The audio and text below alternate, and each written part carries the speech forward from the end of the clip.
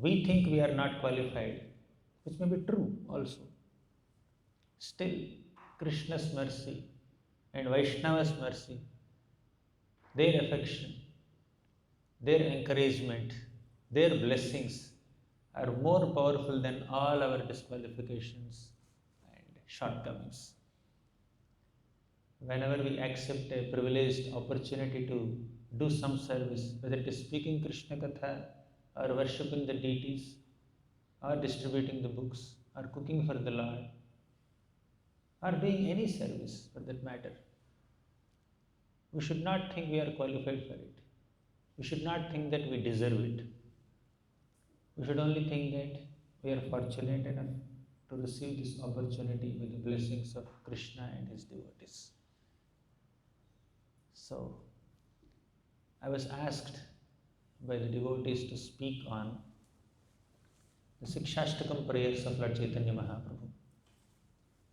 Lord Chaitanya Mahaprabhu did not write so many books, but definitely he inspired so many Vaishnava authors to write books. Rupa Goswami, Sanatana Goswami. They all wrote so many books with the inspiration of Sri Chaitanya Mahaprabhu. And also, Lord Chaitanya Mahaprabhu gave them teachings. He told them what subject matter they need to focus on. One who writes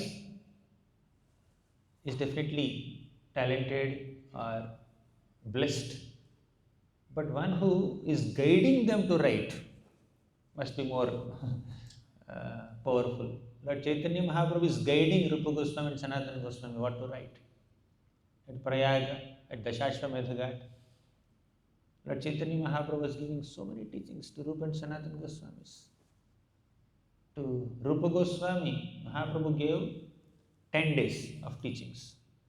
And Sanatana Goswami, couple of months, 2 months he was teaching various aspects of Bhakti Yoga, how to perform sadhana bhakti, what is sadhya, what are different rasas, and what is sambandha, what is abhideya, what is prayojan.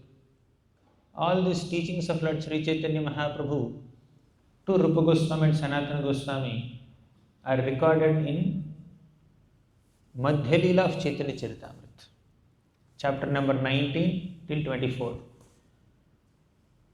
In one chapter, 24th chapter, Lord Chaitanya Mahaprabhu gives 61 explanations of one sloka of Bhagavatam, Atmarama verse, popular. Thus, Lord Chaitanya Mahaprabhu empowered Rupa Goswami and Sanatana Goswami to write so many books, but he himself did not write. Now, Lord Chaitanya Mahaprabhu wanted Rupa Goswami to write, wanted Sanatana Goswami to write, and not just that, he also wanted these Goswamis to excavate the lost or forgotten holy places of Vrindavan, where Krishna performed his sweet pastimes. Then he also wanted Rupa and Sanatan to start worship of the deities, deity worship. He also wanted Rupa and Sanatan Goswamis to erect so many temples and establish deity worship of Radha and Krishna. This is how Lord Chaitanya empowered many of his devotees to do many things. While he empowered Rupa Goswami and Sanatana Goswami to write books and start temple worship and excavate holy places, he empowered Srila Haridas Thakur in a different way to become Namacharya, to chant the holy names of the Lord. Kirtaniya Sada Harihi. Haridas Thakur is a great example of chanting the holy names of Krishna. Haridas Thakur was born in an unconventional or not very great aristocratic family. Still, Lord Chaitanya Mahaprabhu made him the Namacharya. Lord Chaitanya appeared on this planet to establish Yoga Dharma of Harinam Sankirtan, of chanting the holy names of the Lord. And he made Haridas Thakur the Namacharya. Can you just imagine how blessed Haridas Thakur is? In this way, we see Lord Chaitanya Mahaprabhu empowering so many of his devotees to expand the process of Krishna consciousness, preach the process of Krishna consciousness. Tava kathamritam tapta jivanam kabhibhiriditam kalmashapaham Shravanamangalam Srimadattatam Bhuvi Grinantiye Bhuridajana. Bhuridajana. Bhurida means a very magnanimous soul, very merciful personality. Who is the most merciful personality? One who spreads the process of Krishna consciousness. This is spoken by the gopis of Vrindavan in the middle of Rasa Panchadhyaya in the Gopi Gita. Bhurida Janaha. Who is Bhurida? Who is most magnanimous? One who speaks about Krishna, one who expands the glories of Krishna, one who enables people to hear and chant the holy names of the Lord and relish Krishna Katha. Such a person is very glorious, very compassionate. So, Lord Chaitanya Mahaprabhu himself is Bhurida, Namo Mahavadanyaya Krishna Prema Pradayate, and he empowered so many other Bhuridas also. But what did Lord Chaitanya Mahaprabhu himself give us? In the form of writing. He has given us so many things, in the form of his followers, in the form of holy name, but in the form of writing, Lord Chaitanya Mahaprabhu gave us this 8 shlokas of Siksastakam. Right? And these 8 shlokas are considered the essence of all the teachings of Lord Chaitanya Mahaprabhu. In fact, the essence of all the teachings of the Vedic scriptures. These 8 shlokas, from Cheto Darpanam Arjanam to Aslishya Vapadaratam, all of us know these shlokas. We have been reciting them almost every day. So these 8 shlokas describe the entire spectrum of devotional service, right from Shraddha stage till Prema stage is described in these 8 shlokas. Right from the sadhana stage to the sadhya stage, these 8 shlokas describe the journey of a sadhaka. The spiritual journey of a sincere seeker is there in these 8 shlokas. And when Lord Chaitanya himself said in Madhya Leela that all the Vedic scriptures can be summarized in 3 words. You know what are the 3 words? Sambandha, Abhideya, Prayojan. So these 8 shlokas of Siksastakam describe Sambandha, Abhideya and Prayojan. Sambandha means our relationship with Krishna. He is our supreme master. He is our eternal master. We are his eternal servants. That is the Sambandha. Then Abhideya is the process of reviving that Sambandha. The conditioned souls in this world have not lost the Sambandha, but they have lost the memory of that Sambandha. They are not aware of that Sambandha. Right? How to re-establish that Sambandha, which is kind of lost. Technically not lost, but lost in the sense that we have forgotten it. We are not acting on that platform. That's why it is lost. So how to re-establish that Sambandha, how to revive that Sambandha? By following Abhideya. Abhideya means the process of revival, the process of Bhakti Yoga that re-establishes our Sambandha with the Supreme Lord. Then what is Prayojan? Krishna Prema. Exclusive, selfless love of Krishna. That is the Prayojan. So these are the 3 things which are considered the summary of all the Vedic scriptures. And these things are very beautifully described in Siksastakam. So Siksastakam describes Sambandha, Abhideya, Prayojana. Siksastakam also describes sadhana stage of bhakti and sadhya stage of bhakti. Sadhana means the practice stage. Sadhya means the perfected stage. Or in other words, sadhana includes devotional practices that we do.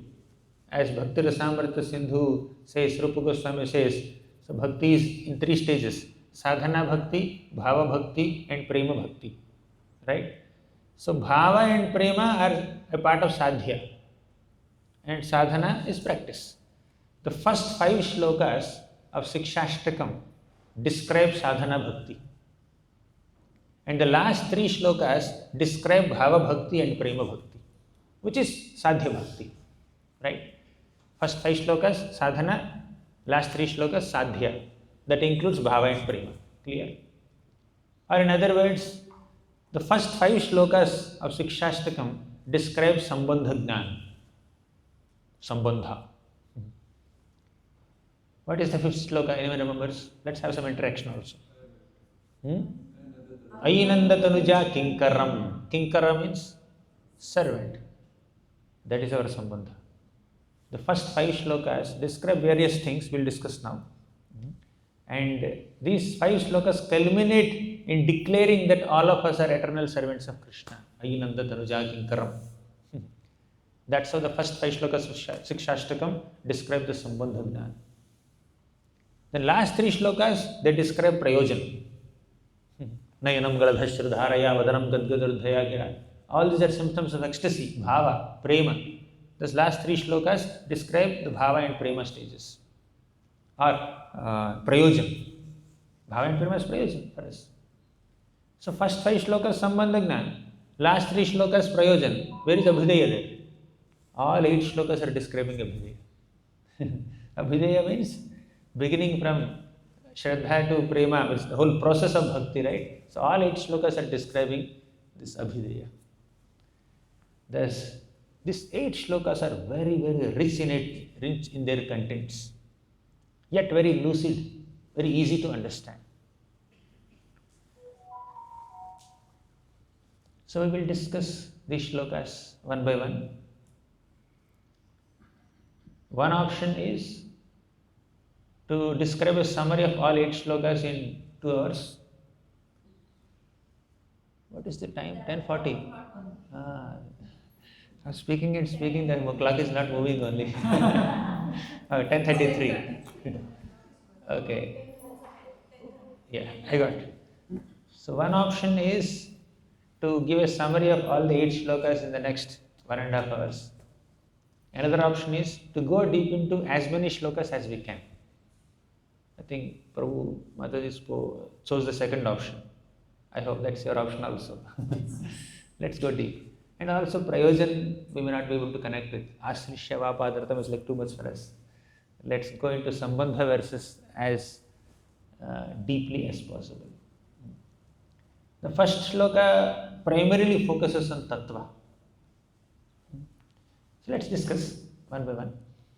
Basically, in the first shloka of Siksastakam, Sri Chaitanya Mahaprabhu describes 7 effects or 7 benefits of Sri Krishna Sankirtanam.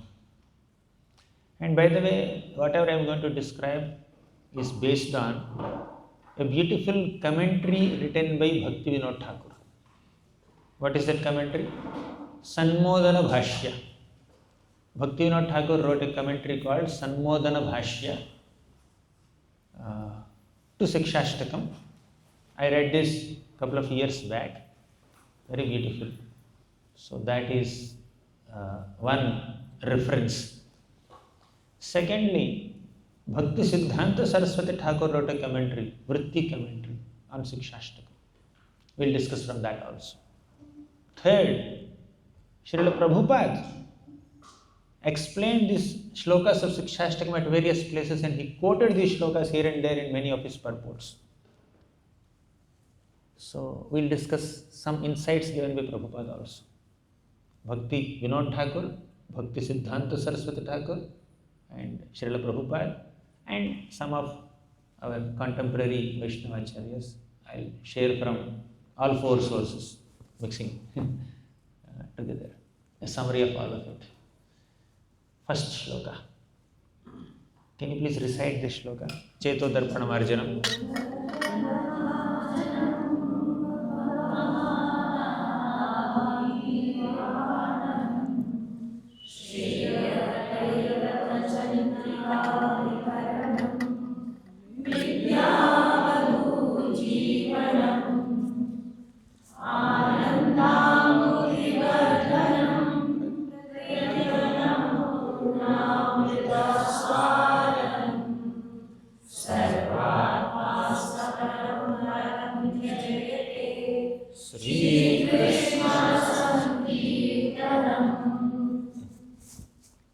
So,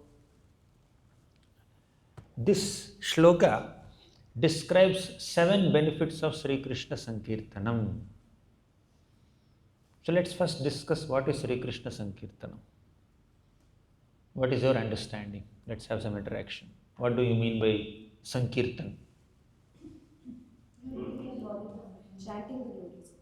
Chanting the glories of the Lord. Together, right. Congregationally chanting. Right. Okay, anything else? Any other? Japa is also Sankirtan, okay. Anything? Book distribution is Sankirtan, okay. Any other? Name form, yes, correct. Generally, the word Kirtanam is understood to be singing. Kirtan means singing with harmonium, kartal, mridanga, which is correct. And general understanding of Sankirtanam is singing together. 10 devotees, 100 devotees, 1000 devotees come together and then sing the holy names of the Lord, that is Sankirtanam. But as some devotees pointed out, Kirti is not just singing the names of the Lord. Kirti basically is glory, fame, reputation, greatness. That is Kirti. Kirtana means to glorify, to praise, either in the form of singing or speaking, both are fine. So Kirtana means to glorify, the process of glorifying. What to glorify? Not just name, not just Nama, Rupa, Guna, Leela. You add all of them. Nama, Rupa, Guna, Leela. Nama is name, Rupa is form, Guna is qualities, Leela is pastimes. So you glorify any of these four attributes of Krishna. All four you glorify either in the form of singing or speaking. That is Sankirtana. Sri Krishna Sankirtana. Sri Krishna Sankirtana means the process of glorifying Krishna's Nama, Rupa, Guna, Leela in various ways. What are different ways we can glorify? With body, with mind, and with words. Generally we think words only. Through singing means you are presenting the glories in a melodious form, in a raga, in a melody. Speaking means you are just generally speaking, the way we are doing now, right? So that is like glorifying with words only. But that's not sufficient. With body and mind is also needed. How do we glorify the Lord? How do we kirtana with the body? When we are engaging ourselves in various services, I saw some devotees came together and they were cooking, probably for the program, last couple of hours, right? That is also Sankirtanam. Devotees come together and cook for a spiritual gathering, for a spiritual event. So you are glorifying the Lord with your body, right? Offering obeisances. There are so many things that we do with our body, with our senses, acknowledging the glories of the Lord. That also becomes a part of Kirtanam, right? And mind, within the mind also we should glorify. Glorification of the Lord or Sankirtanam is not just done with words only. It is done in the mind also. Many times people may glorify, say there are some professional singers are there. They sing the glories of the Lord in the form of a song. But within the mind they don't have devotion. Some of them may have, but some of them may not have also. After singing the glories of the Lord, they will go and sing some other glories also. Right? Someone else's glories also. Because it's a profession. So nothing wrong, but the main point is our mind also need to get absorbed in the glories of the Lord, not just the tongue. So Sri Krishna Sankirtana means the process of glorifying Krishna's Nama, Rupa, Guna, Leela with body, mind and words. That's a complete understanding of Sri Krishna Sankirtana. And Sankirtanam is not just congregationally coming together and chanting. That is one understanding. But there is another meaning. Sankirtana means good kirtan. When kirtan or glorification of Krishna's Nama, Rupa, Guna, Leela is done with a good intent, good consciousness, in a very wholesome way, not just mixing so much masala there, but in a pure way, that is Sankirtana. Congregational chanting, coming together is one understanding, but perfectly doing it in perfect consciousness, in good consciousness, with good intention, without getting distracted or sidetracked by so many other topics, but focusing only on the glories of the Lord. That is also Sankirtan. Sometimes Kirtan is mixed with so many other things, right? Kirtan means the glorification of the Lord is mixed with so many other motives, so many other methods, so many other distractions or agendas, right? Let me not describe all that, but it could be done in that way also. But real Sankirtanam is Kirtan of the Lord done with a good intention, good consciousness. Sankirtanam, sang refers to good consciousness, the right motives. So these are some. This is a basic understanding of Sri Krishna Sankirtanam. We didn't even enter the shloka. Sankirtanam is the first shloka of Siksastakam describes 7 effects of Sri Krishna Sankirtanam. We just defined what is Sri Krishna Sankirtanam. Right? So first effect, let's go one by one. First effect is Cheto Darpana Marjanam. Cheta means consciousness or heart. Darpana means the heart is compared to darpana. Darpana means mirror. Heart is compared to a mirror. Cheto darpana marjana. Marjana means cleaning. So, Sri Krishna Sankirtanam cleans the mirror of our heart. Why cleaning is required? Because there is a thick layer of dust on the heart. When you go and see a mirror, the mirror is very clean without any dust. You can clearly see your reflection. But if the mirror has some thin layer of dust, then you will see your blurred image. Your image is blurred. But if the mirror has thick layer of dust, the image is not blurred. You can't see at all. Similarly, our consciousness also, like a mirror, could be covered by so much dust. Sometimes the dust is very thin, sometimes the dust is very thick also. When there is a thin layer of dust covering the mirror, we see our reflection in a blurred manner, a blurred image you see. You can see yourself, but it's not very clear, right? Blur, like a low resolution image, right? Or a small image expanded like this, blurred. But clean mirror means completely seeing HD, high definition, high definition image, 8K image or 4K image. 64K is there? Whatever. Then,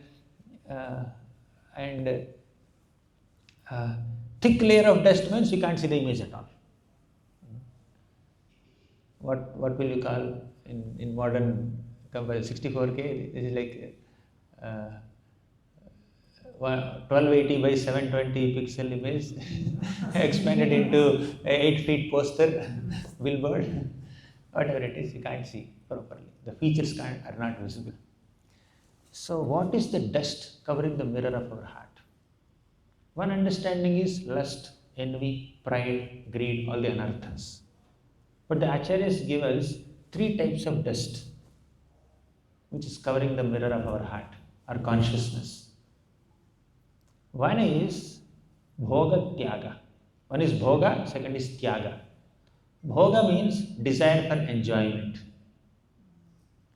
Our desire for material enjoyment is a big covering on the heart, which will not allow us to experience Krishna Prema. When the consciousness is completely pure, then that soul with pure consciousness can experience Krishna's Prema and express Prema for Krishna. Krishna Prema, you can understand this word Krishna Prema in 2 ways. One, the Prema that you have for Krishna. Second, the Prema that Krishna has for you. So you need to experience the Prema that Krishna has for you and you need to express the Prema that you have for Krishna. That is Krishna Prema. But when the heart is covered with this lust, envy, pride, greed, etc., then we cannot completely express our love for Krishna, or we cannot even experience Krishna's love for ourselves. But the reality is, Krishna loves us more than anyone else in the entire creation. And another reality is, we love Krishna more than anyone else in the entire creation. But when the heart is covered with the dust of anarthas, dust of bhoga, tyaga, then what else? Anyabhilasha, means desires which are disconnected from devotional service. Then we cannot experience Krishna's love, we cannot express love for Krishna. That is the nature of this dust. So dust, as I said, 3 things are there. One is anyabhilasha, means desires which are disconnected from devotional service. Any desire. Second is bhoga. Bhoga means desire for sense gratification, material opulence specifically. Anyabhilasha includes this also, but Anyabhilasha has a bigger spectrum. Say somebody is practicing devotional service, they may not have desire for so much of bhoga. Bhoga means so much of material opulence. They may be living in an austere way, but they may have a desire for name, fame, prestige. They may not want wealth, but they want name, fame, prestige, which is another type of bhoga, right? Which is another type of opulence. Or They may want to take revenge on someone. Fine. They don't have desire for name, fame, prestige also. They don't have desire for sense enjoyment also. They don't have desire for wealth also. But they have a desire to take revenge on somebody. Why? Their mentality is different from my mentality. They both are devotees only. But there's some kind of violent tendency there. There's some kind of jealousy. There's some envy. There's irshya, asuya, dvesha. This is also anyabhilasha. Any attitude that we have which is not favorable for advancement in bhakti is anyabhilasha. How can we perform bhakti unto Krishna while hating one of the devotees of Krishna? While holding any bitter feelings or negative feelings towards any other devotee of Krishna? Not possible only. So holding such bitter feelings towards another Vaishnava is also unfavorable. That's also dust covering our heart. So the heart is many times covered by lot of material desires, anyabhilasha, or unfavorable thoughts or emotions or feelings, anyabhilasha, and bhoga, specific desire for material opulence. Then tyaga. Tyaga means renunciation. That renunciation also can be a big covering of dust on our heart. How can tyaga be covering of dust? How can you compare tyaga, renunciation, with dust on the heart? Answer is simple. I don't know whether you are aware. There are 4 types of tyagas or vairagyas. Smashana vairagya, Falgu vairagya, Markata vairagya, and Yukta vairagya. Smashana vairagya means the temporary renunciation that we get, the temporary detachment or detached feelings we get when we go to some crematorium and see some dead body being burnt. I don't think you need more explanation, right? By seeing the person's dead body being burnt, we feel that, oh, he's such an accomplished person, very wealthy person, very popular person, but he's ultimately dying. I think I will also die one day. So what's the point of accumulating any material opulence or wealth? So there's some kind of feeling of renunciation that comes when we are in smashana. But as soon as we come out of smashana, we become detached from the detached feelings. We renounce all the renounced feelings. Therefore, it is called smashana vairagya. Vairagya bhava is there only in smashana, not outside. People come from smashana and then take a bath generally. While taking bath, they not only remove the dirt from the body, they remove the renounced feelings also from the heart. That is called smashana vairagya. Then second is markata vairagya. Markata vairagya means renunciation like a monkey. Monkey is very renounced. Monkey doesn't have a home, doesn't have clothes also. Monkey is living on the trees, eating only vegetarian food, whatever is available. Monkey doesn't have a storehouse, doesn't have bank balance. Apparently, monkey seems extremely renounced. But monkey is having sense gratification multiple times in a day. That is monkey's life. Fake renunciation. Then third is Falgu Vairagya. Prapanchikataya buddhya harisambandhi vastunah mumukshubhir parityago vairagyam Falgu kathyati. Means we think that these objects are material. This phone is material, this bottle is material, this mic is material, this cameras are material, this bag is material, these tables are material, this hall is material, that AC is material. Therefore, let me renounce. No, you can use all this paraphernalia in Krishna's service. Still thinking that they are material, you are renouncing it. That is called Falgu Vairagya. When there is a possibility to engage an object in Krishna's service, and if you have an opportunity to do so, do it. But if you don't do it, it is called Falgu Vairagya, useless renunciation. Yes, flower is material, right? Flower is matter, that's all. It came from earth. Earth is matter. And the quality of fragrance which is there in earth, ultimately it's also matter. But if you offer these flowers to Krishna and honor them or honor devotees with that paraphernalia, with that maha garlands, then it will protect us from Maya. And in fact, if you see, Krishna said in the Bhagavad Gita, Punyo gandha prithivyam cha Means Krishna is the pure fragrance of earth element. And that pure fragrance is coming into so many flowers. Rose has certain fragrance, mogra has certain fragrance. Right? So, two flavors of fragrance in one garland. Where is it coming from? From earth. How did earth get that quality? From Krishna. Thus, even if you see material objects, you can remember Krishna. And you can use those material objects in Krishna's service and become Krishna conscious. But if you renounce them thinking that it's matter, it is called useless renunciation or falgu. We don't want that kind of renunciation. We want yukta vairagya, utilizing everything in Krishna's service. Right? So, tyaga means different types of unnecessary detachments or unnecessary types of renunciation. They also are dust on the heart. Right? If you become overly detached, and if the detachment or tyaga overpowers our bhakti, then it is falgu vairagya, then it is unfavorable to our devotional service, and it is a dust on the heart. But Sri Krishna Sankirtanam cleans this dust. Right? The first effect of Sri Krishna Sankirtanam is Cheto Darpana Marjanam. Cheta means consciousness is covered by dust. We have discussed different types of dust. One is Anyabhilasha. Next, Bhoga. Third, Tyaga. And in a broader sense, all this Kama, Krodha, Lobha, Moha, Mada, Matsarya, all these are dust only.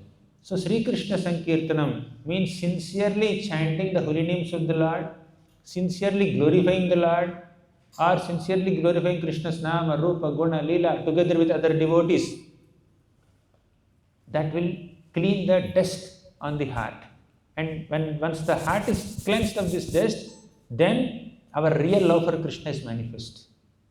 And in such purified consciousness, we will experience Krishna's love.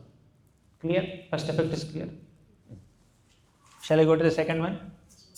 Or any thoughts on this? Does it also include jnana and karma? Yeah, you can add there. This is unfavorable, right? That's also dust. But jnana and karma are not unfavorable for bhakti if we gather them in right consciousness. Bhakti includes jnana, bhakti includes karma. That's why in Rupa Goswami's Bhakti Rasamrita Sindhu also, he did not say, give up jnana and karma. He said, jnana karmadi anavritam. Your jnana and karma should not overpower bhakti, overpower your devotion. As long as they are subordinate to devotion, that's fine. Right? While practicing bhakti also, sometimes we may gather so much knowledge, but use that knowledge or acquire that knowledge only if it is favorable to bhakti. Sometimes while studying a chapter of Bhagavatam, we become overly curious about certain details. Attention to details is a symptom of love. That's one aspect of it. But the another aspect is sometimes we are too caught up in certain details, smaller details, that we miss the essence. We are too caught up in analyzing Ajamil's character that we miss the essence, which is taking shelter of holy names. We are too caught up in the nitty-gritties of the Vritarashtra's episode, but we miss the essence of taking Sharanagati of the Lord in any circumstance. Right? We become little caught up with which manvantra it is, which yuga it is. Important details, but don't be so extravagant in accumulating details at the cost of missing the essence. Right? So, jnana is good as long as it is not overpowering our bhakti. We need to come to the essence, bhakti. Fine. So, first effect is over. Cheto darpana marjanam. Second is bhava maha davagni nirvapanam. Bhava means this material existence. Agni means fire. Davagni means forest fire. Mahadavagni is great, fierce forest fire. Bhava Mahadavagni means the terrible forest fire of this material existence. There may not be fire around us at this moment, apparently. But because we are living in this material world, we are in fire only. Bhava Mahadavagni. Nirvapanam means Sri Krishna Sankirtanam will extinguish this forest fire of material existence. Why the material existence is compared to forest fire? Because just as fire, blazing fire, torments people which are caught up in that fire. Similarly, the blazing fire of material existence torments people in three ways. What are the three ways? The threefold material miseries, tapatrayas, adhyatmika, adi bhautika, adi daivika kleshas. Right? So you know what are they? I don't have to elaborate. Adhyatmika is miseries caused by our own body and mind. Adi bhautika, miseries caused by other living beings. Adi daivika, natural calamities. Right? So these are the three ways in which this bhava, this material existence affects us, torments us. By taking shelter of Sri Krishna Sankirtanam, by glorifying Krishna's Nama, Rupa, Guna, Leela with our body and mind and words, we will be relieved from these three-fold material miseries. That's why Srimad Bhagavatam, which is basically glorification of Krishna's Nama, Rupa, Guna, Leela. If you speak Bhagavatam or if you hear Bhagavatam, we are doing Sri Krishna Sankirtanam, in short. If you do so, tapatraya unmoolanam, dharma projita kaitavotra paramo nirmatsaranam sasam, vedyam vastavamatra vastu shivadam, tapatraya unmoolanam. Tapatraya unmoolanam. All the tapatrayas are removed, extinguished, just like when there is a forest fire. In the forest, nobody will go with a matchstick or kerosene or petrol and then set fire. Because of wind, there is friction between bamboos. And this friction produces some fire. And that bamboo bush is burnt. And that fire catches other plants and other trees, and the entire forest is on fire eventually. To extinguish this fire, our bottles of water will not be sufficient. We need rain coming from clouds. So, to extinguish the forest fire, blazing forest fire of material existence, we need to drench ourselves by Sri Krishna Sankirtanam. Here Sri Krishna Sankirtanam is like showers of rain. So when we drench ourselves in the showers of Sri Krishna Sankirtanam, we will be protected from the blazing fire of material existence. Right? That is the second effect. So two things. Cheto Darpana Marjanam, Bhava Mahadavagni Nirvapanam. Third, Shreyaha Kairava Chandrika Vitaranam. What does it mean? Chandrika means moon rays, soothing rays of the moon. Shreyaha means auspiciousness. So, Kairava is this lotus, right? Lily, water lily.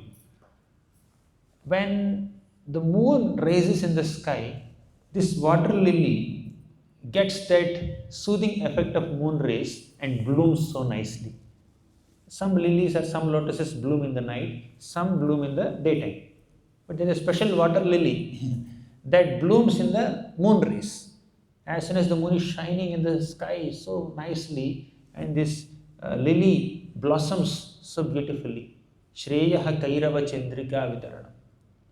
Just as the shining moon or the moon rays coming from the sky helps a water lily blossom, similarly, the shining moon rays of Sri Krishna Sankirtanam will help our consciousness blossom. Right? Consciousness is compared to lily, flower, and Sri Krishna Sankirtanam is compared to moon rays. Is it getting too technical? I am not speaking stories. I can speak stories also. But you wanted this Chaitanya Siksastakam, things will be like this. So, just as the moon rays help a water lily to blossom nicely, similarly, the moon rays of Sri Krishna Sankirtana will help our consciousness to blossom well. Clear? What is this blossoming of consciousness? Actually, there are 5 levels of consciousness. Anyone knows what are the 5 levels of consciousness? Yes, go ahead. Covered consciousness. Covered consciousness, yes. First is covered consciousness, which is Avrita Chetana. Avrita Chetana means consciousness is covered. Like in plants and trees, they have some very little consciousness, but even if you go and pluck a leaf or a tree or a flower or a fruit or a branch, it doesn't scream with pain, it doesn't bleed, right? And it will grow further. If somebody breaks my finger, the finger will not grow again. But if somebody breaks a leaf, the leaf will grow again. In fact, the breaking or cutting of that leaves will help it grow better, because the consciousness levels are very poor there. Therefore, the experience of pain is also very poor, right? It doesn't affect the tree so much. So that is called Avrita Chetana, covered consciousness. Then above that is Sankuchita Chetana, shrunken consciousness. Like in animals, they have consciousness. Their consciousness is more developed than these plants. They experience pain more than a plant. Yet, it is shrunken. It's not fully developed. Like if you have a dog or a cat or an elephant or some other animal, jackal or even a lion or a tiger or a rabbit sit in the class, they may not understand the 7 effects of Sri Krishna Sankirtanam. Right? So their consciousness is shrunken. Physically, there may be some little development, but internal consciousness is not fully developed. And whatever little development of consciousness is there, that is centered on eating, sleeping, mating, depending only. Ahara, nidra, bhayamachanam only. Right? So, this is second level, which is Sankuchita Chetana. First is Avrita Chetana. Second, Sankuchita Chetana. Third is Mukulita Chetana, budding consciousness in human beings. Human beings have more developed consciousness than animals. This is Mukulita Chetana. But that is only budding consciousness. But when that human being starts practicing bhakti, it becomes Vikasita Chetana, blossoming consciousness, right? So, this bud, you see bud here? This is human consciousness. And yeah, maybe I'll pick this up. This is blossoming consciousness of a practicing devotee, sadhaka bhakta, vikasita chetana. Then let me take a flower which is completely blossomed. Yeah, this one. This is oh my God, all petals came out. Anyways, this is purna vikasita chetana. Means completely blossomed consciousness. This is there in the case of bhava bhaktas and prema bhaktas, sadhya bhaktas. They are completely evolved in their consciousness. So, avrita chetana, Sankuchita Chetana, Mukulita Chetana, Vikasita Chetana, Purana Vikasita Chetana. Now the soothing rays, Shreyaha Kairava Chandrika Vitaranam, the soothing moon rays of Sri Krishna Sankirtanam will help our consciousness to come to this Purana Vikasita level. Our consciousness will be completely blossomed like a pure devotee, Bhava Bhakta or Premi Bhakta, when we take shelter of Sri Krishna Sankirtanam. Clear so far? Is it getting too technical? In the second shloka, we will have more stories. This is more tattva. This is glories and they are stories. So we discussed how many effects? 3 benefits. What is the first one? Cheto Darpana Marjanam, which is cleansing the mirror of the heart. Second, Bhava Maha Davagni Nirvapana means extinguishing the blazing fire of material existence. What is that fire? 3-fold miseries. And there, in the first effect, we saw Cheto Darpana Marjana. What is the dust? Anyabhilasha, Bhoga, Tyaga. And all anarthas, right? So then, third one is Sreyaha Kairava Chandrika Vitaranam. What does it mean? The moon rays of Krishna Sankirtanam will help the water lily of our consciousness to bloom, blossom, and bring us to the level of Purna Vikasata Chetana. You remember 5 levels of consciousness, 3-fold miseries, 3 types of dust. So, lot of things to remember. Then fourth, tell me what is the fourth one? Vidyavadhu Jivanam, right? So, Shreyaha Kairava Chandrika Vitaranam Vidyavadhu Jivanam. Vadhu means a bride, newly wedded girl, right? Vadhu. But here Vadhu is Vidyavadhu. Vidyavadhu means the bride of spiritual knowledge. I'll come to Vidya a little later. So let's focus on Vadhu and Jivanam. Vadhu means a bride, Jivana means life. Generally, a Vadhu, traditionally, a Vadhu or a newly wedded girl considers her husband to be her life and soul. I mean, I'm telling the traditional context, not sure about 2025, but traditionally, in the olden days, like Rukmini Devi considered Krishna as her life and soul. Sita Devi considered Ram as her life and soul, right? Anasuya considered Atri Mahamuni as life and soul. Like that. In the olden days, traditionally, scripturally, a Vadhu considers the husband as life and soul. Now here, Vidyavadhu Jivanam is mentioned. Vidyavadhu means the bride is bride of knowledge. Vidya means knowledge. But what kind of Vidya? Vidya is also multiple types. Paravidya and Aparavidya. Or Adhyatmika Vidya and Jada Vidya. Jada Vidya means mundane knowledge. Knowledge about how this material world functions. As long as you dovetail that quote unquote material knowledge in Krishna's service, it becomes spiritualized. But Jada Vidya is knowledge about this Jada Prakriti, this matter. But Adhyatmika Vidya is spiritual knowledge, knowledge about Krishna's Nama, Rupa, Guna, Leela, knowledge about the process of bhakti, even knowledge about material objects, which is dovetailed in increasing our devotion to Krishna, right? So that is called Vidyavadhu. So Vidyavadhu Jivanam. So this Vidyavadhu, the bride of spiritual knowledge, considers Sri Krishna Sankirtanam as her Jivanam. What is the import of it? How do you understand this? Vidyavadhu means spiritual knowledge is compared to a bride. And her Jivanam is Sri Krishna Sankirtanam. Right? So Sri Krishna Sankirtanam is the life and soul of the bride of spiritual knowledge. That's the literal meaning. So what did you understand from this? Tell me. Give us transcendental knowledge. No. It is the life and soul of transcendental knowledge. Life and Sri Krishna Sankirtanam is the life and soul of transcendental knowledge. What does it mean? Knowledge about Krishna should become our life's purpose, just like wife treats her husband as. Is it knowledge about Krishna? The purpose of learning everything is to attain Krishna. You are almost there, both of you. Anything else? Please focus on the definition of Sri Krishna Sankirtanam, then relate it with Vidyavadhu Jivanam. Very simple. Yes.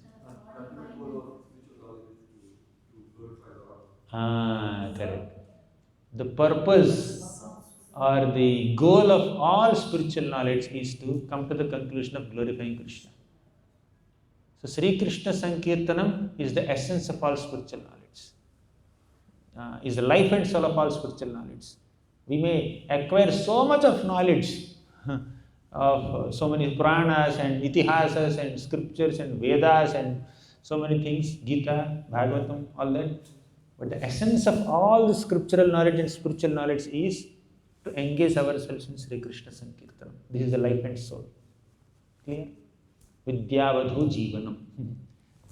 Any ambiguity in this so far? Everything is clear? Full silence. For first question and second question, both we only get silence. None of the above, or all of the above. Can we relate this to Vedas 15:15? Vedas Vedaishcha sarvairahameva vidyo vedanta kridveda videvacha. Definitely connected. Okay. So let's go to the fifth effect. Fifth effect. After completing 7 effects, there is one more quiz. So what is the fifth effect? Anandam. Anandam buddhivardhanam.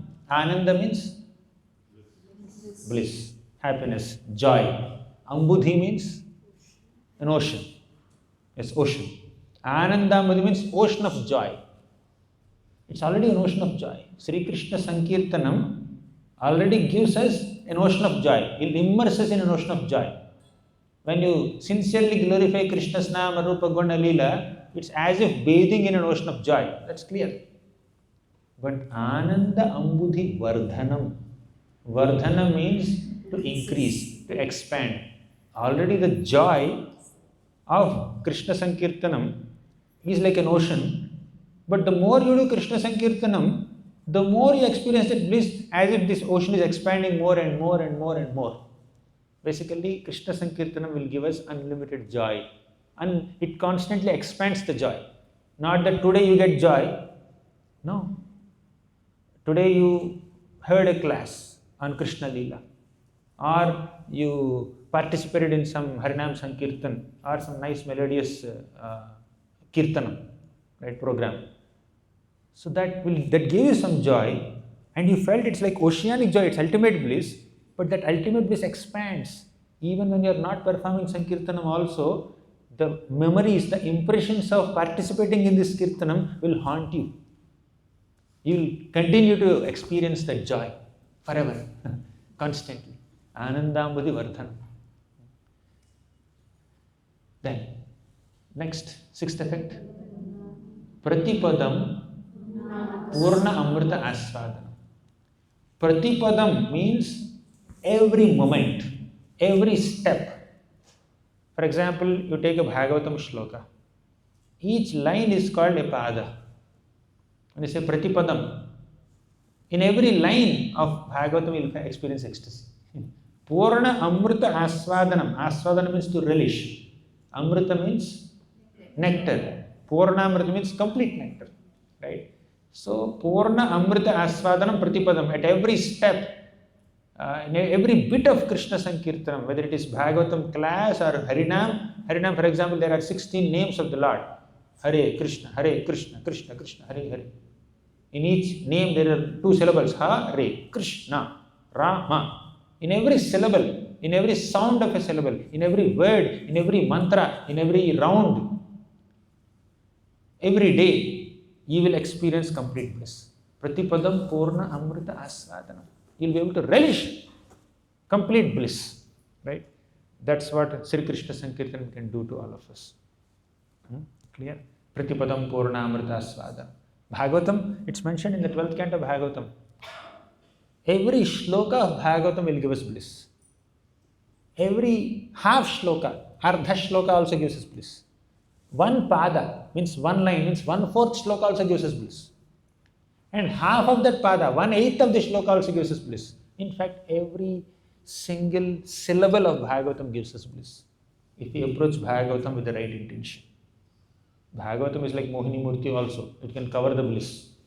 What did Mohini Murti do? She gave all nectar to the Devatas. She did not give to the demons.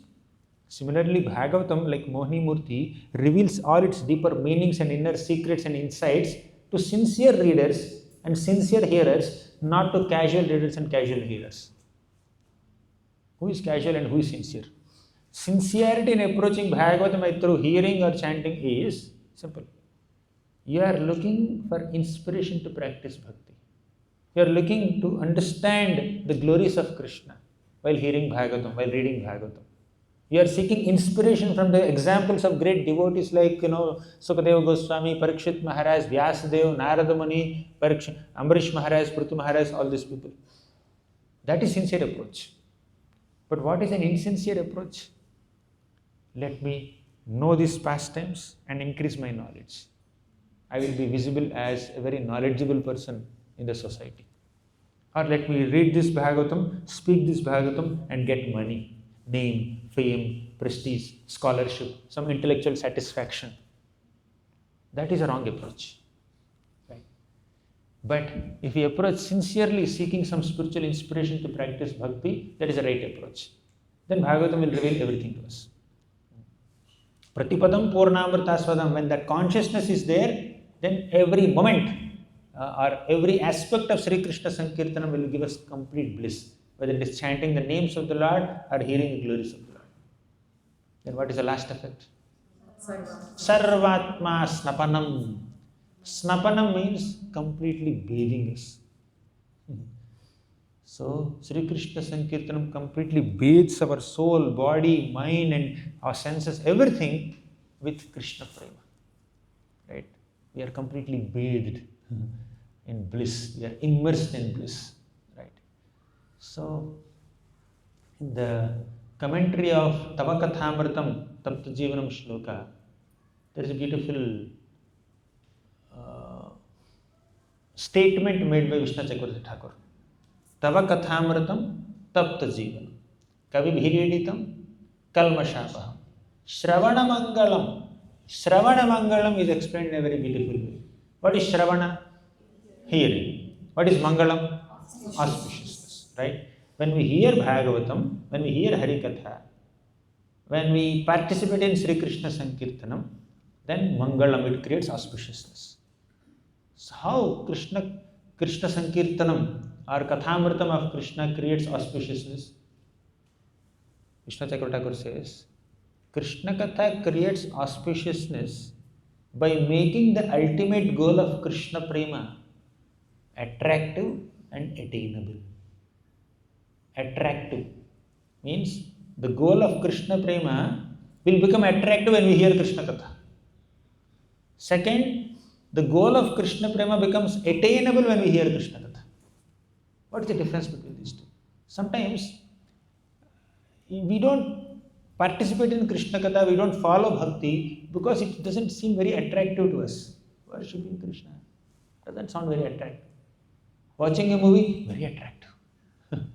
Oh, chanting the holy names of Krishna, not very attractive. Hearing some pop songs, very attractive. Like that, we become very excited and we find some material things very attractive compared to Krishna Prema. Why? Because sufficient Krishna Katha is not done. The more we glorify Krishna's Nama Rupa Guna Leela, the more we do Sri Krishna Sankirtanam sincerely, the more the goal of Krishna Prema becomes very attractive. Why people are attracted to so many goals in this world? But Krishna Prema is the ultimate goal, right? Even sadhaka bhaktas, let us consider those who are practicing devotional service. Why are we practicing bhakti? To get Krishna Prema, isn't it? But how many of us are conscious of attaining that goal of Krishna Prema? How many of us find that goal of Krishna Prema very attractive, very excited? Every day morning I get up, I have to attain this goal of Krishna Prema. How far have I reached? Are we evaluating ourselves like that? Sometimes sadhakas also get sidetracked by so many other temporary goals.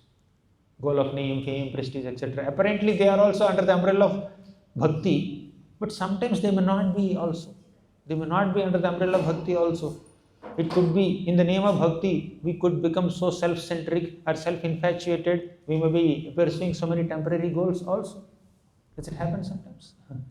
In the name of service to Krishna, we may want to increase our own name, fame, prestige. It could be like that also. So we need to understand that the more we do Sri Krishna Sankirtanam, the more we hear Krishna Katha, the more the goal of Krishna Prema appears attractive to us. Fine. Finally, you found that Krishna Prema goal very attractive. Wow, I think I must attain this goal. Because no one has advertised it so much. But somehow, somebody has advertised it. You hear their classes, you hear from them when they speak Krishna Katha, then Krishna Prema goal becomes very attractive to you. Right?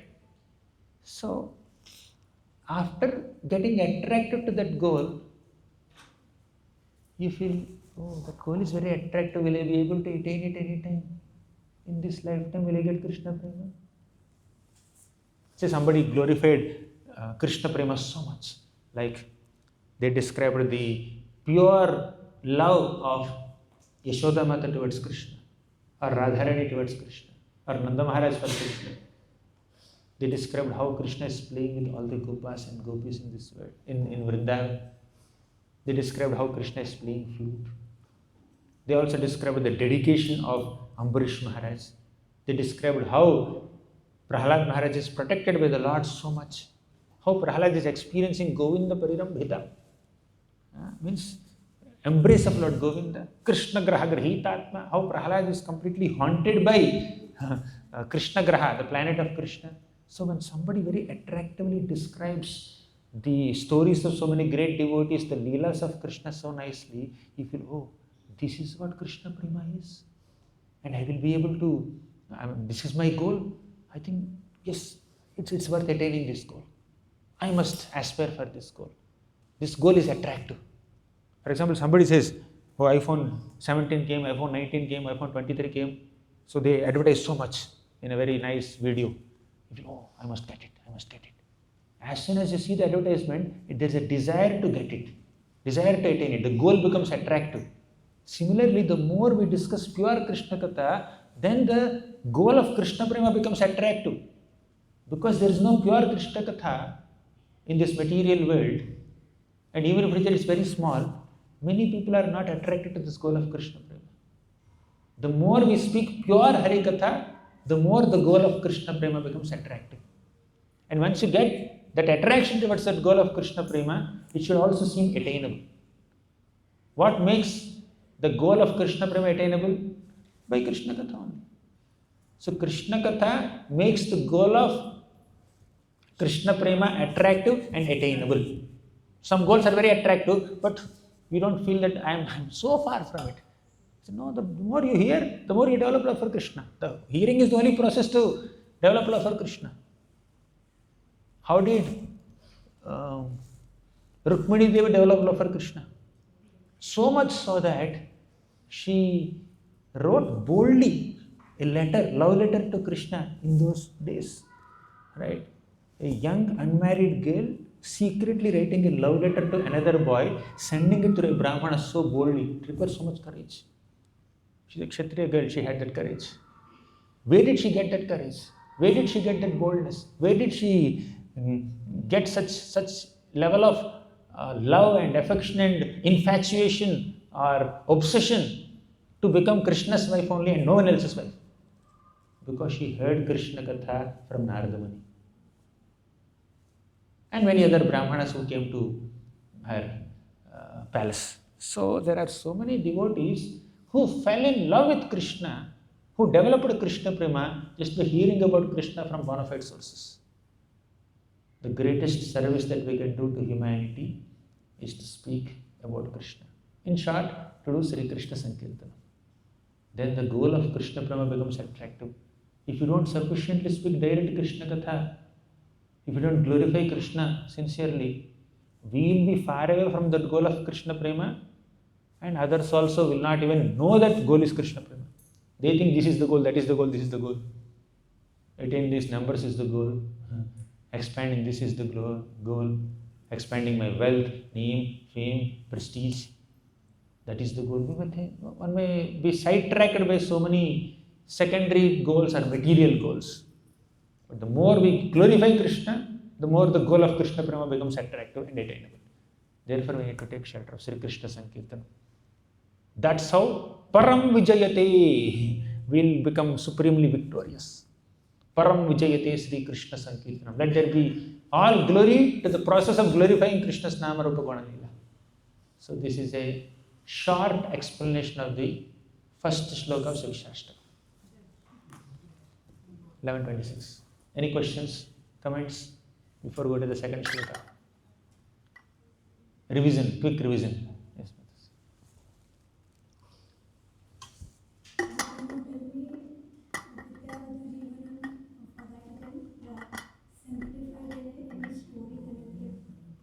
okay.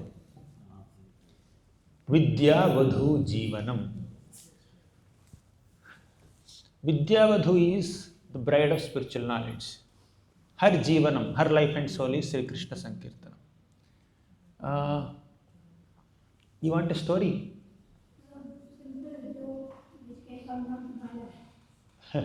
So what is ambiguous for you? in understanding this?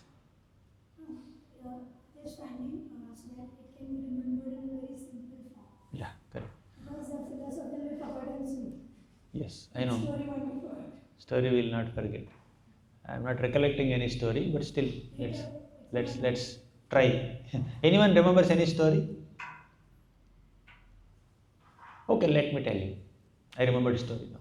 By Krishna's grace, by Mahaprabhu's grace. There is a devotee named Tapan Mishra. He used to live in Bengal. Bengal, right? Yeah. He studied all the scriptures, all the Puranas and Vedas and so many things he studied. He got confused. Completely confused, thoroughly bewildered. Confused in what? He came to Lord Chaitanya Mahaprabhu and expressed his confusion. My dear Lord, I read all the scriptures, but I am confused about what is my sadhana and what is my sadhya. I am confused about what is the goal of my life and how should I attain it. You read so many scriptures, is it not clear to you? When we refer to so many books about some topic, this book says something, that book says something, this book says something, what exactly is the thing? We get confused. So similarly, he got confused. Tapan Mishra got completely confused. He doesn't understand what is the goal of life and he doesn't understand what is the process of attaining that goal. He doesn't know goal only. How does he understand the process? Then Lord Chaitanya Mahaprabhu said, the essence of all the scriptural knowledge that you have attained, you have gained is attaining Krishna Prema. That is the goal, that is the sadhya. Right? And how to attain it? By doing Krishna Bhakti. Krishna Prema is the goal, Krishna Bhakti is the means to attain that goal. This is the sadhya and this is the sadhana. He clarified it. So, you just perform Sri Krishna Sankirtanam and you will attain Krishna Prema. He said it. Because the Jivanam of Vidyavadhu, or the life and soul, or the essence, or the goal of all scriptural knowledge is to understand or to attain Krishna Prema. And to attain that Krishna Prema, you need to chant Krishna Nam. Yeah. One more story. I am remembering more stories. Lord Chaitanya Mahaprabhu, when he was traveling in South India, he came to Sri Rangam. He found a Brahmana reading Bhagavad Gita. Sincerely reading Bhagavad Gita, although he is illiterate, uneducated. He cannot read properly only. Then some Brahmanas and people who are passing by are mocking him and joking with him and criticizing him, making fun of him. He is crying and still continuing to read Bhagavad Gita. Then Lord Chaitanya went and asked him, what are you doing? Why are you crying? He said, I am reading Bhagavad Gita. Oh, really? But why are you crying? Looks like some aspect of Bhagavad Gita is giving you so much of ecstasy, so much of joy that you are shedding tears of ecstasy. This crying, these tears coming out of your eyes are not ordinary tears. When we are mocked by someone, when we are teased by someone, we have tears in our eyes. Right? But these tears are not in response to the mockery of people. These tears are in response to something that he understood from Gita, which he studied sincerely. He is oblivious to all the comments. Mahaprabhu asked, what is that? He said that actually I don't know how to read. Because my Guru asked me to read, I am trying to read. Second point, whenever I open Bhagavad Gita, I only see Krishna there, playing the role of a chariot driver of Arjuna.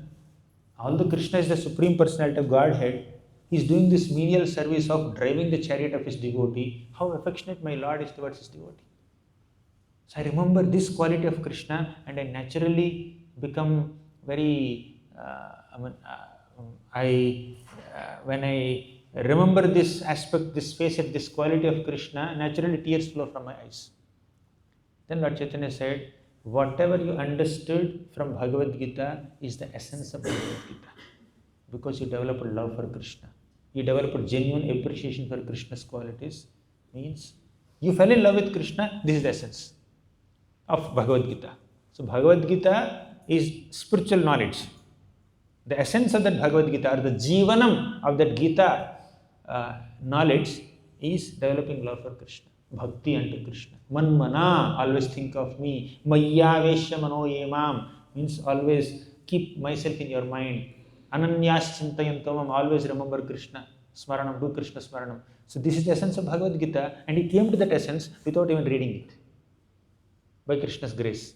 So the Jivanam, or the life and soul of this entire spiritual knowledge is Krishna Prema, or Krishna Sankirtanam. Somewhat connected. Okay, any other question, comment? Prabhuji, can you repeat the Ambudhi meaning of that? Because until this class I was thinking that Anandam and Buddhi were there. Buddhi? No. Ambudhi. Ambudhi means ocean. Anandambudhi means an ocean of happiness, ocean of joy. Vardhana means to increase, nourish.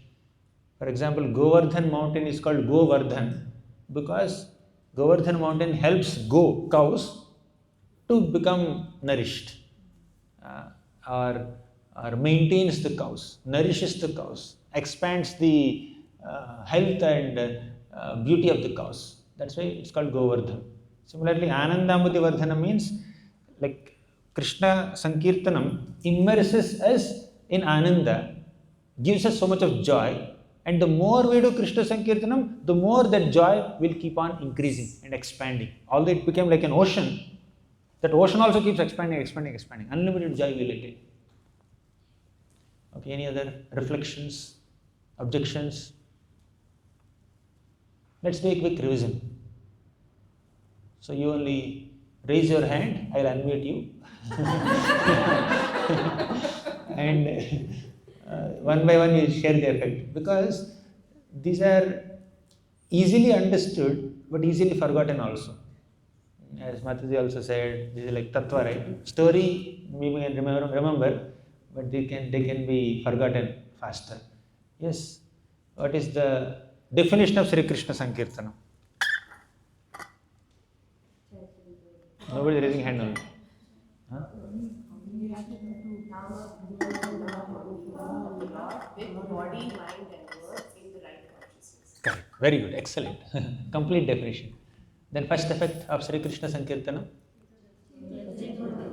What does it mean? Cleansing the dust from the mirror of our heart. What is the dust? Anyabhilasha. Bhoga, Tyaga, Anyabhilasha.